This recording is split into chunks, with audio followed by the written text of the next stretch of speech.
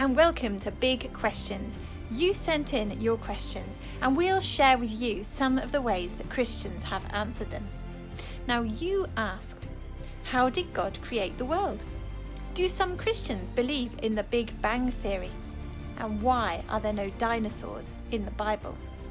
So today's video is about creation. Creation. How did everything begin? As with all our big questions, there are millions of Christians worldwide, and Christianity has been around for almost 2,000 years. There is no one Christian answer to these questions. Different Christians think different things. Let's have a look at some of them. You might know the Christian creation story, which is found in the Bible, in the first part called the Old Testament. It tells the story of how God created the world in 7 days. First light, then sea and sky, land and plants, sun and moon, fish and birds, animals and humans, and God rested on the 7th day. Some Christians believe that everything began just like this. They don't believe in the Big Bang or the theory of evolution. These Christians think that the Bible's story is a factual account of how everything began. This belief is called creationism, the belief that the world was made by God in 7 days, exactly as it says in the Bible. Other Christians think differently.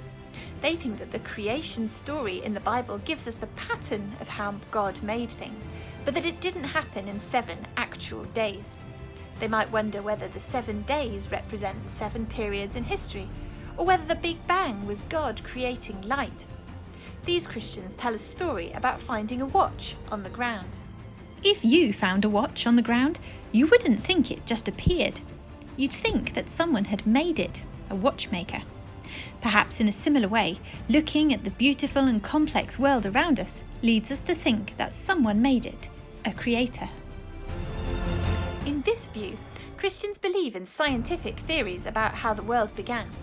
But they also believe that God started it all off and gets involved in designing and changing things. This belief is called intelligent design. Scientific theories about how everything began are probably right, but God had a hand in designing them and starting things off. There are other Christians who believe that the creation story in the Bible is not a factual account of how the world began. When you read a story or some poetry, you find sentences like this: "She laughed her head off." Now you know right away that I don't mean that the girl laughed so hard her head actually fell right off. It didn't really happen. But you do understand how hard the girl must have been laughing. You understand the truth behind the story.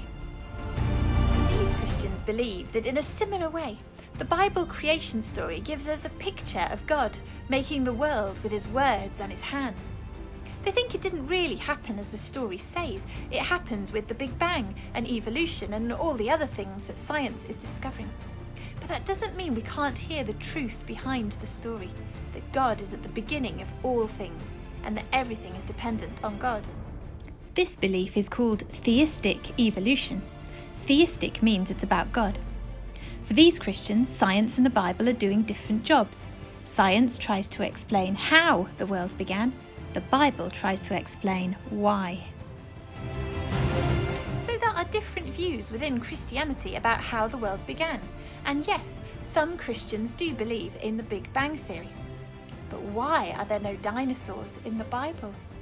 The short answer is that dinosaurs weren't discovered or understood until the 19th century. No one who was alive at the time the Bible stories of creation were written would have known about dinosaurs, so they're not in the stories. There are lots of different Christian views about creation and about how everything began. I think that the third option, theistic evolution, makes the most sense, and this is what I believe. But remember, no one can tell you what to think. You have to decide for yourself what you believe. So, what do you think?